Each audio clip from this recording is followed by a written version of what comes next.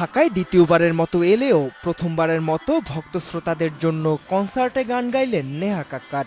তাই বোম্বের এই তরুণ সঙ্গীত শিল্পীর ভক্তদের জন্য সেটা ছিল বাড়তি উন্মাদনার কারণ।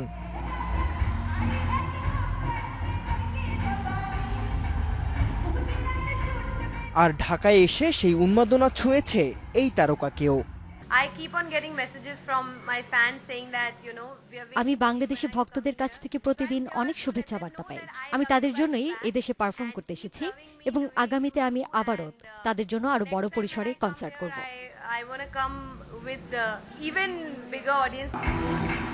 প্রায় 2 ঘন্টা নেচে গিয়ে ঢাকার মঞ্চ মাতান বলিউডের জনপ্রিয় এই সঙ্গীত শিল্পী।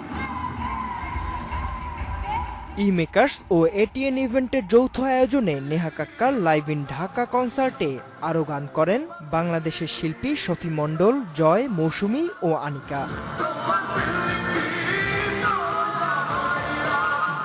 Faisal Siddiqui, independent news, Dhaka.